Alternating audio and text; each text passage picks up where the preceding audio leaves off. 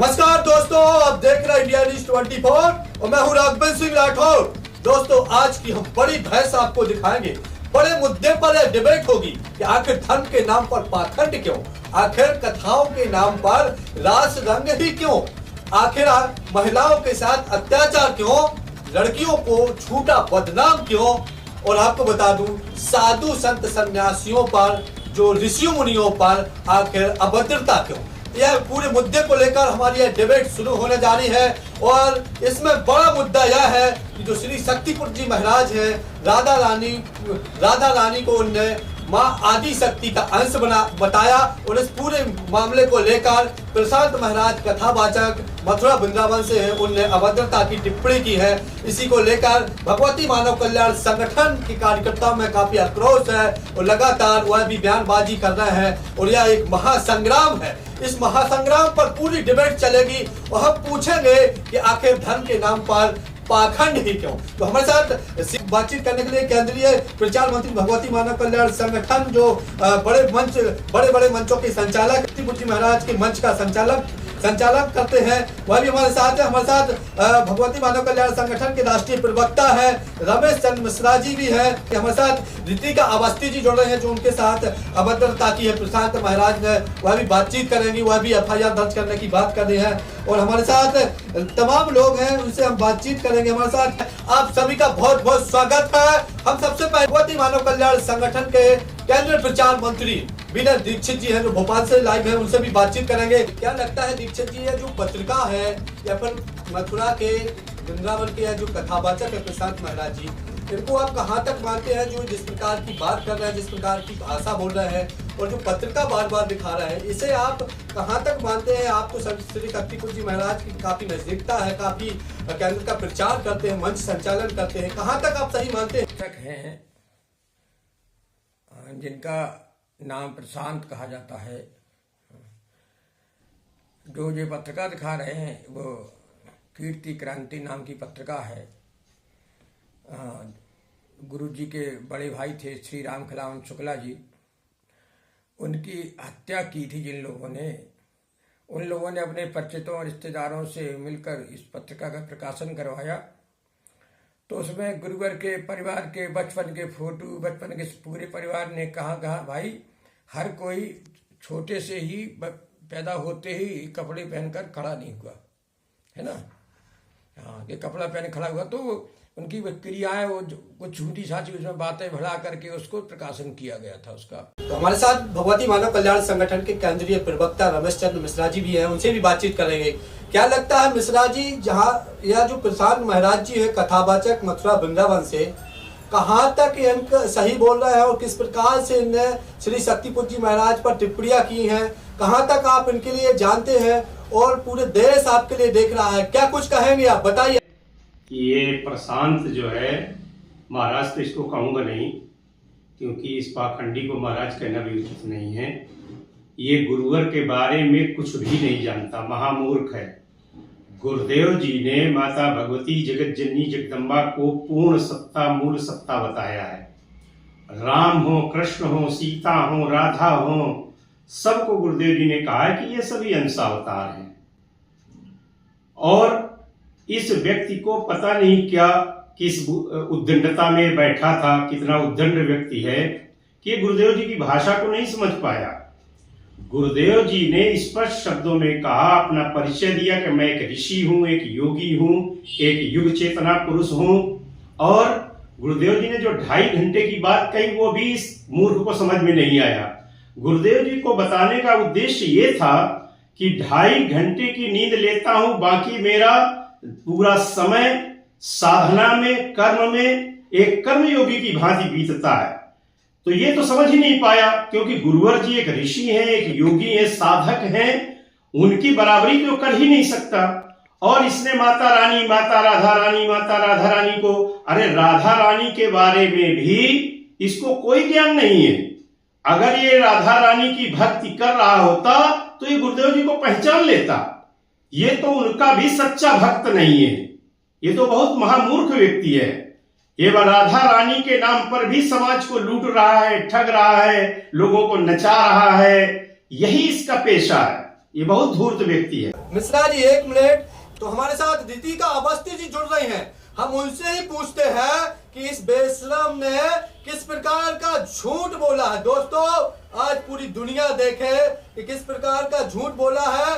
रितिका अवस्थी जी को इसने कहा कि आप हमारी शिष्या बन गई हैं और इन्होंने राधे राधे कमेंट किया है, तबकि यह पूरा झूठ है। वो खुद खुलासा करेंगे कि किस प्रकार का चरित्रहीनता का कार्य करता है, या अभद्र टिप्पणी करता है, या पर्सनल किस प्रकार से कमेंट कर करके उन्हें किस प्रकार की बात करता है। हमारे साथ सीधी लाइव जुड़ रहे हैं रितिका अवस्थी जी। रितिका अवस्थी जी, हमारी आवाज आ रही है आपको? जय माता की, जय गुरुवर की। मैंने अपना जीवन पूर्णतः गुरुजी के लक्ष्य पर समर्पित किया है। मैं गुरुजी के शिष्य, मरते दम तक गुरुजी के ही शिष्य ही रहूंगी। और इसने झूठा, पाखंडी, अधर्मी है ये एक नंबर का। इसने जो मेरे कमेंट चल रहे थे उसमें तो कमेंट किया नहीं, और मैंने उस कमेंट में ये लिखा था इसका मानसिक संतुलन बिगड़ चुका है और ये अपने आपे में नहीं है। मैं तो इसकी FIR करूंगी। और ये लड़कियों के साथ अभद्रता बातें करता है, इसी से पता चलता है ये कितना चरित्रहीन और किस किस्म का व्यक्ति है ये। हमारे गुरुवर ने तो कितने लाखों को जीवन दिया है, लाखों शिष्यों को तो नशा मुक्त, मांसाहार मुक्त, चरित्रवान जीने का संदेश दिया है। ये क्या समझेगा उसको? ये तो चरित्रहीन व्यक्ति है। मैं तो इसकी FIR करूंगी और इसको वृंदावन में जाके जूतों की माला पहनाई जाएगी। ये बताइए कि आप कब से जुड़ी हैं श्री शक्तिपुट जी महाराज से, और क्या कुछ कृपा हुई है उनकी, बता दीजिए।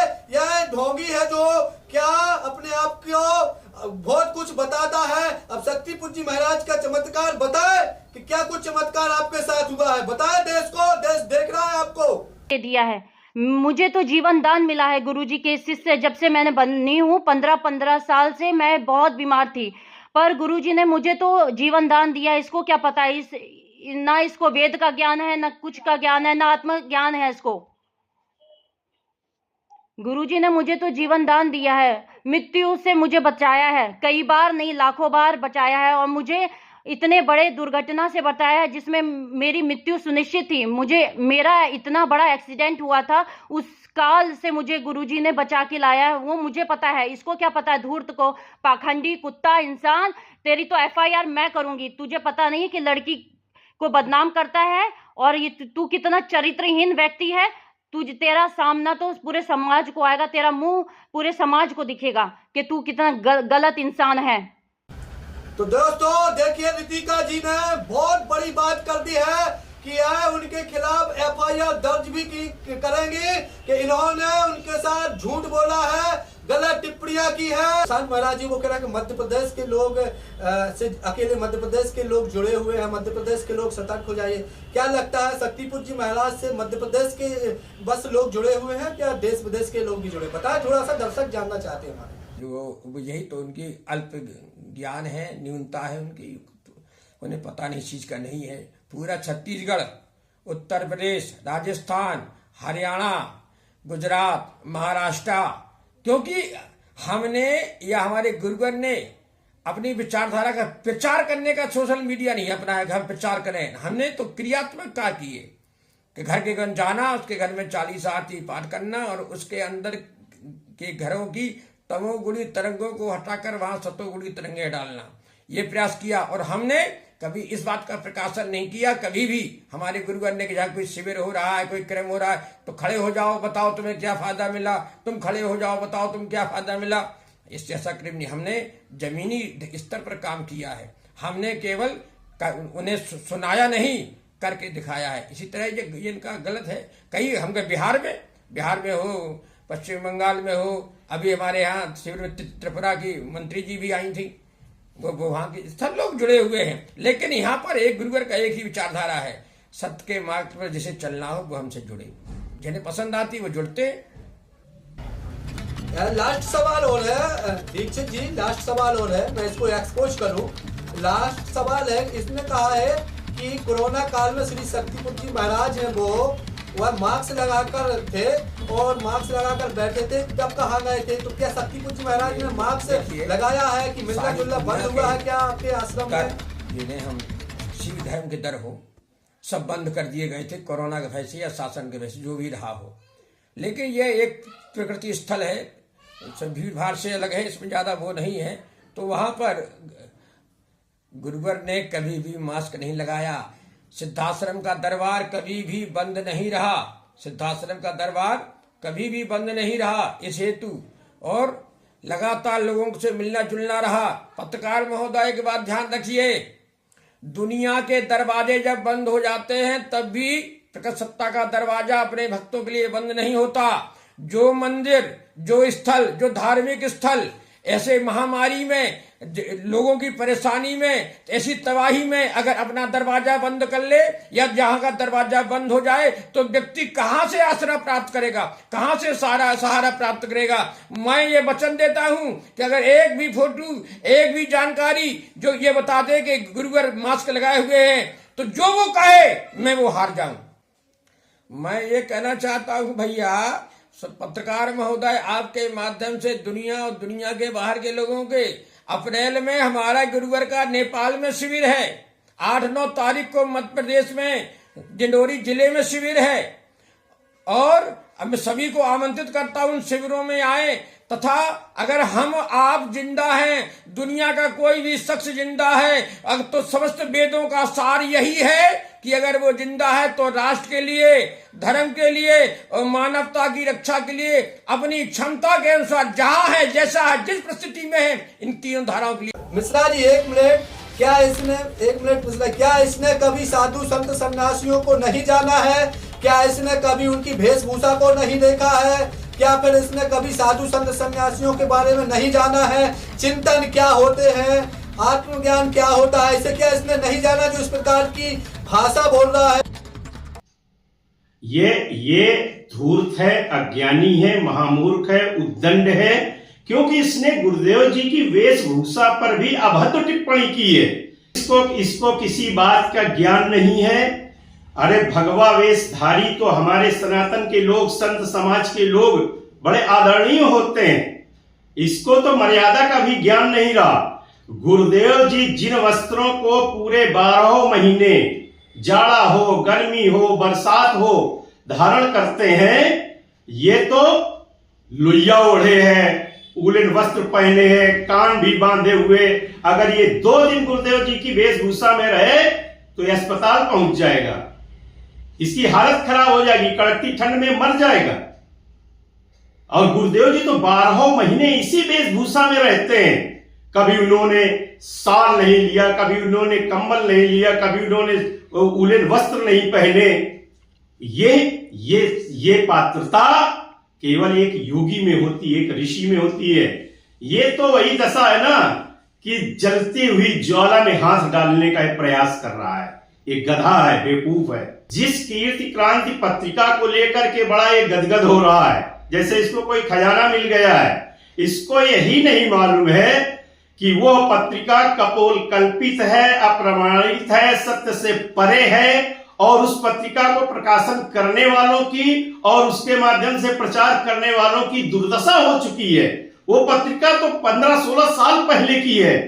उसके संबंध में तो कई लोगों के खिलाफ पहले भी मुकदमे डाले जा चुके हैं और सभी उसकी सजा भोग रहे हैं, दंड भोग रहे हैं। अब ये भी आया है, इसको भी कुछ सजा मिलनी है, इसका भी कुछ ना कुछ इलाज होना है, इसीलिए ये पाखंड रच रहा है। इसको मूर्ख को ये भी नहीं समझ में आया, अगर तू राधा रानी का भक्त है तो बता देता कि हमने राधा से एकाकार किया है। अगर तू राधा रानी का भक्त है तो बता देता कि राधा ने क्या किया है।